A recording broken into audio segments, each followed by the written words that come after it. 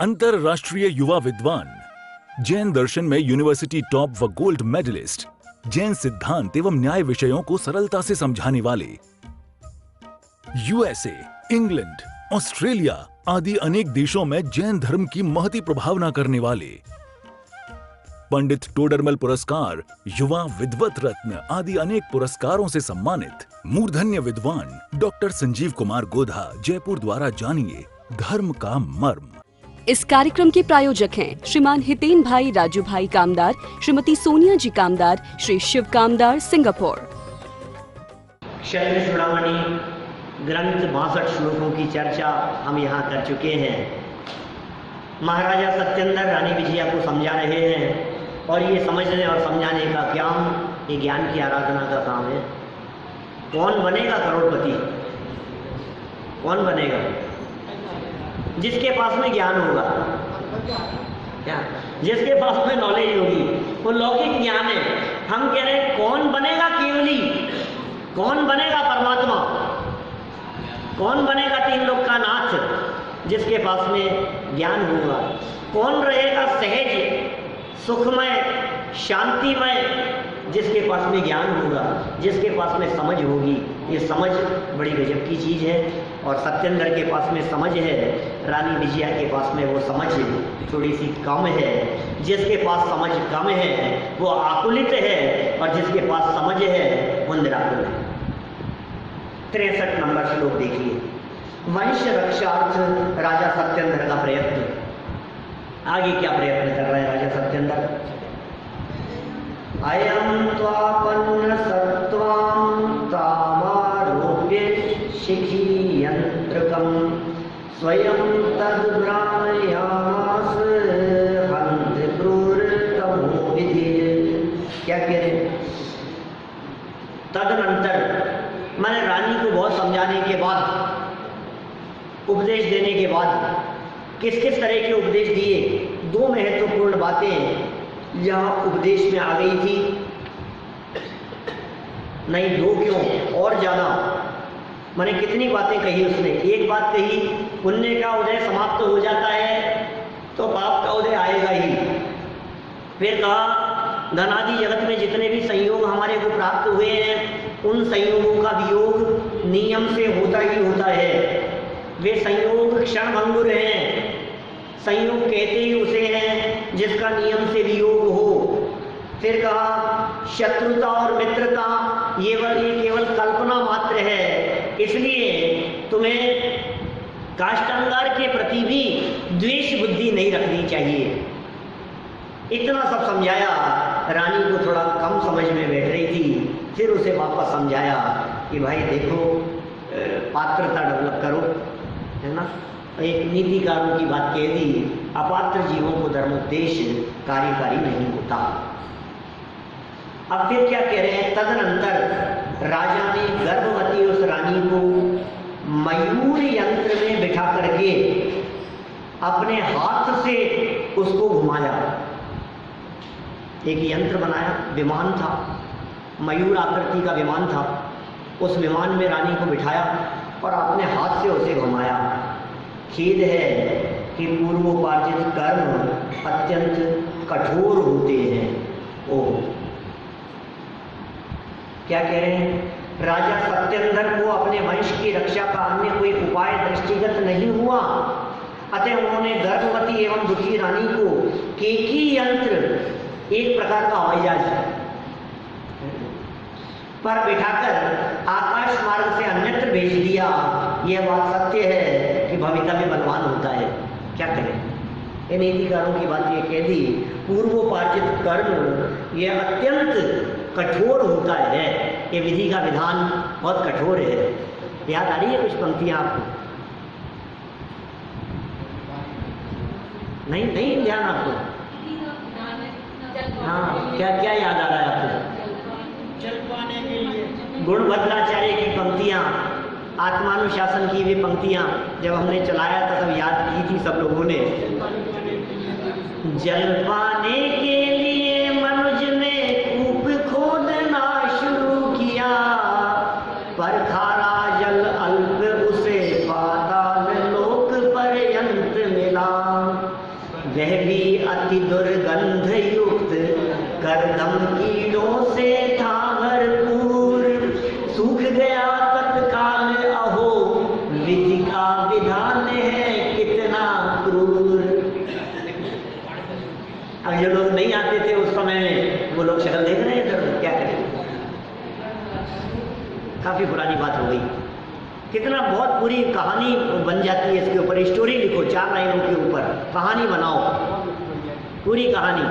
क्या हुआ, एक व्यक्ति जंगल के मार्ग से होकर के जा रहा था और प्यास लगी और चारों तरफ उसने तलाशा, कहीं पानी नहीं दिखा। प्यास बढ़ती गई तो उसने सोचा क्या करूं, मेरी किस्मत अच्छी होगी तो हो सकता है जमीन में पानी 3 फुट पे निकल जाए। जमीन खोदना शुरू किया। जल पाने के लिए मनुष्य ने कूप खोदना शुरू किया। फिर क्या हुआ, खोदता गया, अब मिलेगा पानी, अब मिलेगा, अब मिलेगा, अब मिलेगा, अब मिलेगा, अब मिलेगा, और खोदते खोदते खोदते खोदते कहाँ, पाताल लोक तक चला गया। इतना खोदा उसने, मिला कि नहीं फिर पानी, मिला तो सही, लेकिन कैसा, खारा। अब क्या करेगा, खारा भी था, बहुत अल्प था। खारा था तो कोई बात नहीं, अब प्राण तो बचेंगे ही नहीं, बहुत अल्प था। फिर अल्प पर खारा जल अल्प पाताल लोक पर्यंत मिला, और वो भी क्या, वो भी अति दुर्गंध युक्त। क्या दुर्गंध था, कोई बात नहीं, नाक बंद करके पी लूंगा। करदम कीचड़ मिला हुआ, क्या, इतना ही नहीं, कीड़ों से भरपूर। अब क्या करें, कोई बात नहीं, छान कर नाक बंद करके जैसे तैसे पी लेंगे। लेकिन क्या हुआ, सूख गया तत्काल। बोलो ये क्या हुआ, क्या करें, जिसकी किस्मत में नहीं हो क्या होगा, वापस सुनो चलो। जल पाने के लिए मनुष्य ने कूप खोदना शुरू किया, पर खारा जल अल्प उसे पाताल लोक पर्यंत मिला। वह भी अति दुर्गंध युक्त, करदम कीड़ों से था भरपूर, सूख गया तत्काल अहो, विधि का विधान है कितना क्रूर। ये पाप कर्म का उदय जब आ जाता है क्या,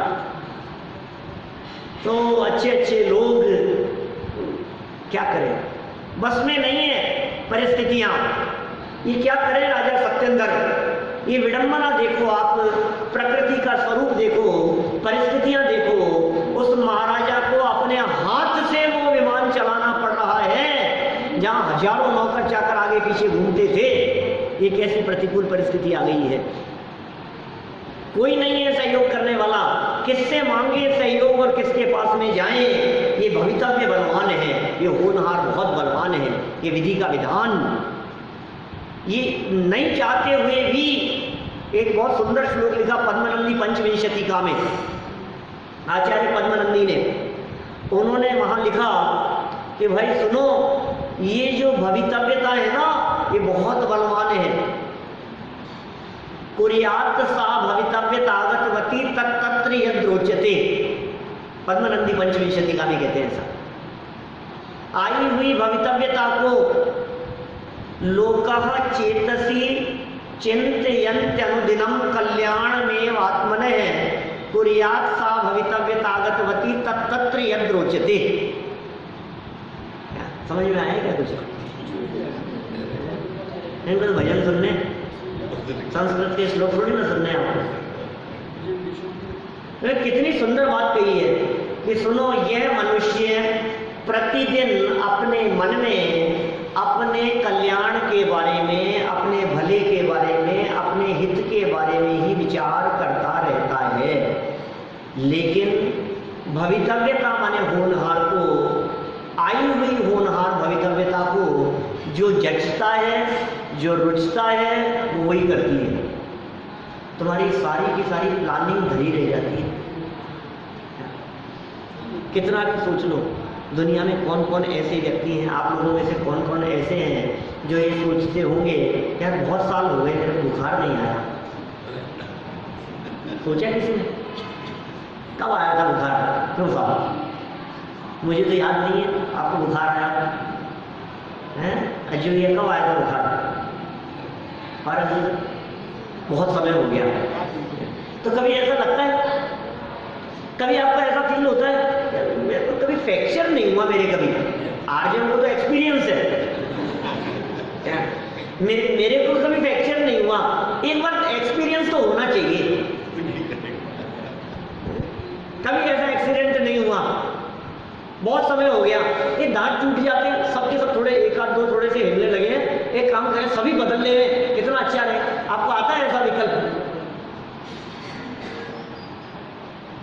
वो कितने किस्मत वाले हैं, देखो आप कितनी महंगी मशीन लगा रखी है उन्होंने कान में, मैं भी लगाऊंगा, ऐसा आता है विकल्प आपको कोई? लेकिन फिर भी ये सब काम होते हैं या नहीं होते हैं बताओ? आपकी इच्छा के विरुद्ध भी काम होते हैं कि नहीं होते हैं? आप तो हमेशा अपने भले के बारे में ही सोचते हैं, अपने हित के बारे में ही सोचते हैं, मेरे साथ अच्छा हो, अच्छा हो, अच्छा हो, और अच्छा होना चाहिए, और अच्छा होना चाहिए। बिजनेस में कौन चाहता है कि नुकसान हो, लेकिन नुकसान होता है कि नहीं? कौन चाहता है तबीयत खराब हो लेकिन होती है या नहीं? कौन चाहता है कि हमारे इंद्रियों की स्वस्थता में कुछ कमी आए लेकिन आती है या नहीं? कौन चाहता है प्रतिकूलताओं को, लेकिन प्रतिकूलताएं आ जाती है ना। संकटों को कोई नहीं चाहता है। इसका मतलब नहीं चाहते हुए भी यदि ये संकट आ जाते हैं, ये इस बात को सिद्ध करते हैं कि हमारे कंट्रोल में नहीं है।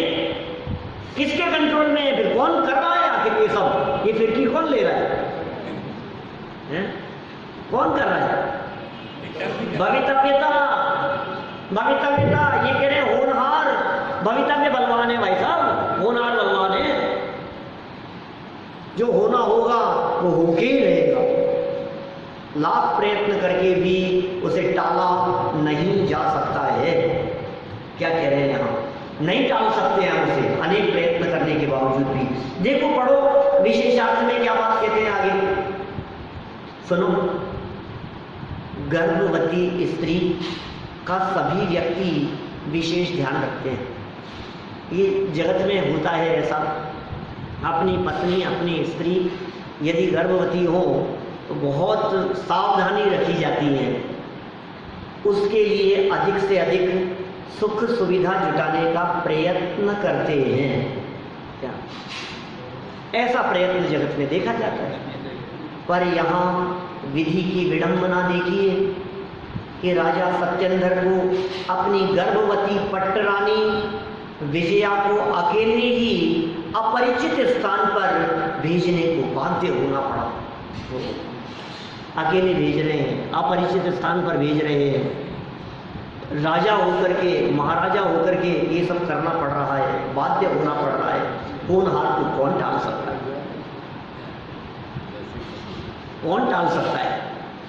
कोई नहीं है टालने में समर्थ। ये प्रकृति की व्यवस्था है, प्रकृति में किसी की चलती नहीं है। इस प्रकृति के इस परिणमन को सहज स्वीकार कर लेने वाले ज्ञानी हैं, और जिन्हें स्वीकार नहीं होता है वे अज्ञानी बने रहते हैं। हम अज्ञानी नहीं रहे हैं, हम ज्ञानी हो। ये महिमा ज्ञान की, वही ज्ञान की महिमा। ज्ञान माने समझ, समझ की महिमा है। समझ नहीं है तो कुछ नहीं समझ में आए। माने वो सच में जो अपने ज्ञान की, क्योंकि सबकी महिमा आती है हमारे को, अपने आप की ज्ञान की महिमा नहीं आती। मोह की महिमा देखो क्या तेरे मन में समाई, तुझे अपनी ही महिमा ने आई, तुझे अपनी ही महिमा ने आई। सबकी महिमा आ रही है, उनकी महिमा आ रही है, उनकी महिमा आ रही है, उनकी आ रही है। क्या देखो, दूसरों की महिमा आती रहती है। वो कैसे थे, वो कैसे थे, ये कैसे। और अपने आप की एक ज्ञान की महिमा है, उसको जानने वाले ज्ञान की महिमा है। कोहिनूर को देखता है ना, लंदन ब्रिटिश म्यूजियम में रखा है कोहिनूर हीरा। कितनी महिमा थी हमारी, उसकी महिमा है क्या? आंखों की महिमा है। अरे आंखें नहीं हो तो डायमंड की क्या महिमा है? आँख की महिमा है ना। अच्छा, आंखें भी हो क्या और उसे परखने वाला ज्ञान नहीं हो तो क्या कर लेगा? सुई पुरोने वाला चमकदार पत्थर समझ करके रखेगा। ये क्या है? एक लकड़हारे को मिल गया था चमकदार पत्थर, जंगल में लकड़ियां काटने के लिए जाया करता था। एक दिन एक चमकदार सा पत्थर मिल गया, बोले यार थोड़ा काम का लग रहा है, अच्छा है।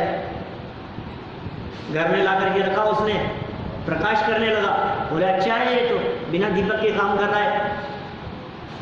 तो क्या करें कि खराब नहीं हो जाए, उसको बंद करके रख दिया। तो कब निकाल, बोले कभी कभी जब सुई पिरोनी होगी ना रात को तो उसको निकालूंगा और उससे।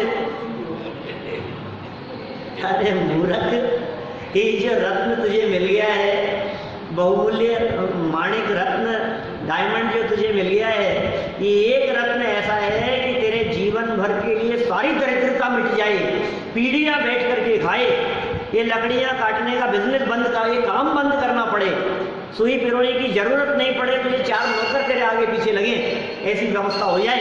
तो क्या कर रहा है? लेकिन क्या प्रॉब्लम है? ज्ञान नहीं है। ये कह रहे हैं महिमा तो ज्ञान की है, यहां समझा रहे हैं। देखो क्या करें, होनहार को कौन टाल सकता है? होनहार बलवान है, लेकिन इस होनहार के काल में भी जिनके पास में ज्ञान है उनको कोई समस्या नहीं है। समस्या अज्ञान से खड़ी होती है, ज्ञान समस्याओं को निपटाने वाला होता है। विस्तृत चर्चा जानने के लिए वही सुनना महिमा ज्ञान की यूट्यूब पर। देखो, राजा सत्येंद्र युद्ध को उद्यत। अब क्या कह रहे हैं यहाँ? राजा सत्येंद्र क्या कह रहे हैं? युद्ध के लिए तैयार। अब वो तैयार होना ही पड़ेगा, रानी को तो भेज दिया विमान में बिठा करके। वियतास्मिन् गते योद्धुं समूहादुप चक्र में नयंगुली रसाहाया स्वयं शब्दायतेतराम। इस यंत्र के आकाश मार्ग से ऊपर चले जाने पर उस राजा ने मोह के वश से लड़ना प्रारंभ किया। अभी तो समझा रहे थे, दुश्मनों के प्रति भी दुश्मनी मत रखो, शत्रुओं के प्रति भी शत्रुता का भाव मत रखो। अभी तो ये बातें समझा रहे थे। अब क्या हुआ है? अब कुछ नहीं, अब उनको तो सुरक्षित भेज दिया, अब निपटता हूं इनसे। क्या शांति से काम नहीं चलेगा, लड़ना ही पड़ेगा मेरे को। लेकिन क्या करें? देखो बड़ी विचित्र स्थिति है। एकदम जब मोह हावी होता है, जब कषायें हावी होती है, तो ये जीव लड़ने को तैयार हो जाता है। लेकिन ज्ञानियों के साथ में, समझदार लोगों के साथ में बहुत बड़ी प्रॉब्लम है, बहुत बड़ी समस्या है उनके साथ में। क्या समस्या है? उनको लड़ाई 2 जगह करनी है। एक सामने से लड़ाई करनी है और एक अपने आप से लड़ाई करनी है। क्योंकि अपना ज्ञान और अपनी समझ बार बार ये बात कह रही है, मत लड़ यार, क्या लड़ना है, जो होगा हो जाएगा। काय को लड़ता है? ये कषायें अच्छी नहीं, इस लड़ाई का फल अच्छा नहीं है। शांति से ही काम निपट जाए तो ही अच्छा है, लड़ाई झगड़े का काम अच्छा नहीं है। अपना ज्ञान बार बार नहीं समझा रहा है, अब सामने वो लड़ रहा है। अब समझो कदाचित हाथापाई भी हो जाए, झगड़ा भी हो रहा है, लड़ रहा है। अब लड़ते लड़ते भी अज्ञानी जीव की तो बुद्धि, दिमाग, कषाय, उसका अज्ञान सब कुछ ये कह रहा है मारूंगा इसको, और ये मारते मारते भी कह रहा है मत मार। अब ये ढीला पड़ रहा है, क्या करें? लड़ भी रहा है। ज्ञानियों के 2 धारा चल रही है। ज्ञानियों का ज्ञान ये कह रहा है लड़ो, कषाय कह रही है। ज्ञानियों की कषाय ये कह रही है कि लड़ो, और ज्ञान ये कह रहा है कि मत लड़ो। क्या करें? 2 धाराएं चल रही है उनके अंदर में। अब देखो यहाँ भी क्या करें, ये युद्ध में वैराग्य हो जाएगा आगे जाकर, ये परिस्थिति बनेगी इसके साथ में। युद्ध करते करते वैराग्य। राजा मधु का प्रसंग सुना होगा आपने, यहाँ राजा सत्येंद्र भी विरक्त हो जाएंगे।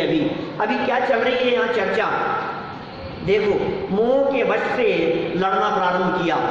युद्ध प्रारंभ हो गया, झगड़ा प्रारंभ हो गया, लड़ना शुरू कर दिया। अत्र नीति निश्चय से अकेली अंगुली अपने आप शब्द को नहीं करती है, अर्थात दो के बिना अकेले से लड़ाई नहीं होती है। अकेली उंगली, क्या क्या कहा इन्होंने, अकेली उंगली अपने आप शब्द नहीं करती।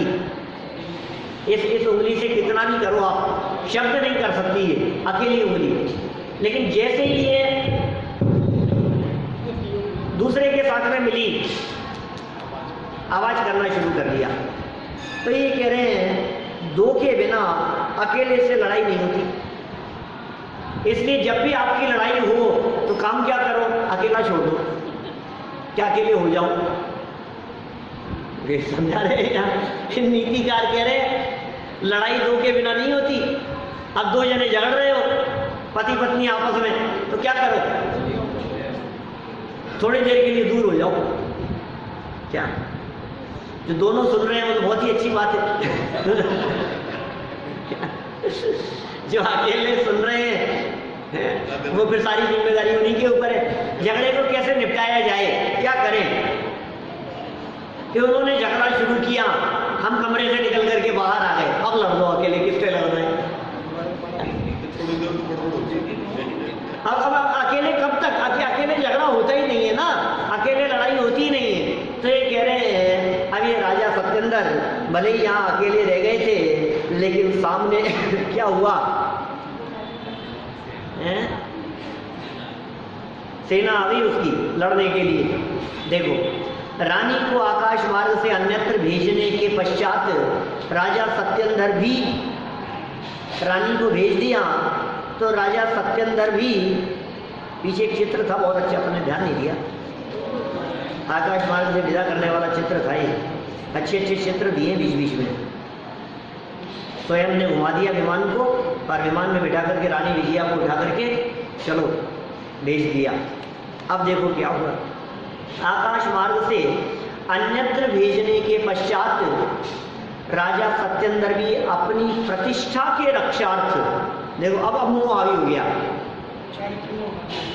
चारित्र मोह हावी हो गया, प्रतिष्ठा की रक्षा के लिए मोहवश युद्ध को उद्यत हुए।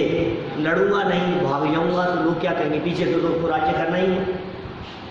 और राजा होकर के भी उनका क्षत्रिय का क्षत्रियत्व पना जागृत हो गया, युद्ध करने के लिए तैयार हो गए, जो होगा देखेंगे और इसको तो मजा चखा के रहेंगे। काष्टांगार को है तो मंत्री ही ना, सेनापति तो है अपना, कोई बात नहीं। यह सत्य है कि एक उंगली से चुटकी नहीं बजती, एक से नहीं बजती, तो क्या करें। विशेषार्थ देखो, रानी के आकाश मार्ग से चले जाने के पश्चात राजा सत्येंद्र राज्य लोभ और अपनी प्रतिष्ठा, राज्य का लोभ और अपनी प्रतिष्ठा तथा मान के रक्षार्थ मोहवश काष्टांगार के द्वारा भेजी गई अपनी ही सेना से युद्ध करने लगे। ओहो, क्या परिस्थिति बन गई भाई, अपनी सेना से युद्ध करने लग गए। सेना खुद की सेना से खुद ही युद्ध की, क्या करें, सेनापति ने सेना भेज दी लड़ने के लिए, विद्रोह करने के लिए आ गया काष्टांगार। पता है ना घटना, सात्विक घटना मालूम है ना। तो सेनापति था, विरोध करने के लिए तैयार हो गया, अब उसने सेना भेज दी राजा से लड़ने के लिए, अपनी ही सेना से युद्ध करने लगे। ये दिन भी देखना पड़ेगा, सोचा नहीं था उन्होंने, ऐसा भी दिन देखना पड़ेगा। यदि राजा युद्ध करने को उद्यत नहीं होते तो युद्ध नहीं होता। क्या अब अकेले नहीं होता युद्ध क्यों हुआ, अभी कह रहे हैं अकेले नहीं होता युद्ध। जैसा मैं क्या करूं, लड़ने के लिए आ गया इसलिए मुझे लड़ना पड़ा। ये सुन, तू नहीं लड़ेगा तो अकेला कैसे लड़ेगा, तू झगड़ा नहीं करेगा तो अकेले कैसे झगड़ा कर लेंगे। दो जने हैं ना, हमने जवाब देना बंद कर दिया। झगड़ा तो ऐसा ही होता है ना, एक ने कुछ कहा फिर दूसरे ने कुछ कहा, फिर उन्होंने कुछ कहा फिर उन्होंने कुछ कहा, झगड़ा चलता रहता है, दोनों तरफा चलता है। अब एक ने कुछ कहा और दूसरा व्यक्ति कुछ ना कहे तो कैसे झगड़ा होगा, अब उसने भले ही सेना भेज दी हो, काष्टांगार ने सेना भेजी, अब राजा सत्येंद्र कहे मुझे लड़ना ही नहीं, तो क्या करेंगे? जो सेना आई है वो क्या करेगी? पकड़ लेंगी, बंदी बना लेगी, और क्या होगा? लड़ाई थोड़ी ना होगी, पकड़ करके जेल में डाल देंगे उनको, बात खत्म, युद्ध तो नहीं हुआ। लेकिन ये भी जो है राजा है, क्षत्रिय है, कम थोड़ी ना है। मोह हावी हो गया और स्वयं की रक्षा के लिए काष्टांगार के द्वारा भेजी गई सेना से युद्ध करने लगे। अकेली नहीं आती, क्रोधमान माया लोग चारों में क्या? सब साथ में, क्रोधमान माया लोग एक है तो चारों ही हैं, और जाति भी चारों ही हैं। अनंतानुबंधी लेवल की जाएगी तो क्रोधमान माया लोग चारों जाएगी, अप्रत्याख्यान के लेवल की जाएगी तो चारों साथ जाएगी, प्रत्याख्यान भी चारों साथ जाएगी, और फिर आगे तो बहुत कम बच गई है, इसलिए क्रम पड़ता है फिर उसमें। सूक्ष्म लोग 10वें गुण, बस 9वें 10वें गुणस्थान में बहुत अल्प अल्प रह करके वो खत्म हो रही है, बस वो कन्वर्ट होकर के जो काम हो रहा है वहाँ। तो देखिए, कषाय तो बुरी है, जलाने का काम करती है, जहाँ अंदर में कषाय होगी वहाँ व्यक्ति जलेगा ही जलेगा। यदि राजा युद्ध करने को उद्यत नहीं होते तो युद्ध नहीं होता, परंतु अब क्या था? अब क्या होगा? अब तो तैयार हो गए, अब तो युद्ध होना ही है। दो सेनाएं आमने सामने आकर के खड़ी हो गई, एक ने दूसरे के ऊपर प्रहार करना शुरू कर दिया, अब तो युद्ध होना ही था। दोनों ओर से भयंकर युद्ध प्रारंभ हो गया। लेकिन युद्ध के काल में भी जब ज्ञान जागा तो मोह भागा, क्या वैराग्य हो गया। ज्ञान जागा और कषाएं भागी। ज्ञान जैसे ही जागृत हुआ वैसे ही कषाएं तुरंत भागने लगी, बस काम हो गया।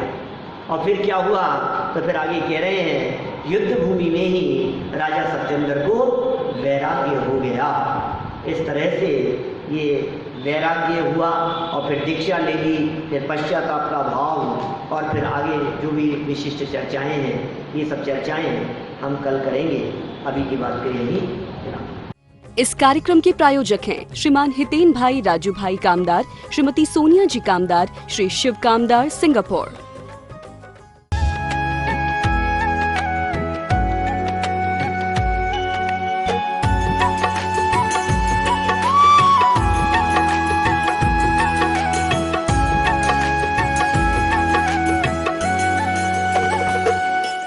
अंतरराष्ट्रीय युवा विद्वान, जैन दर्शन में यूनिवर्सिटी टॉप व गोल्ड मेडलिस्ट, जैन सिद्धांत एवं न्याय विषयों को सरलता से समझाने वाले, यूएसए, इंग्लैंड, ऑस्ट्रेलिया आदि अनेक देशों में जैन धर्म की महती प्रभावना करने वाले, पंडित टोडरमल पुरस्कार, युवा विद्वत रत्न आदि अनेक पुरस्कारों से सम्मानित मूर्धन्य विद्वान डॉक्टर संजीव कुमार गोधा, जयपुर द्वारा जानिए धर्म का मर्म।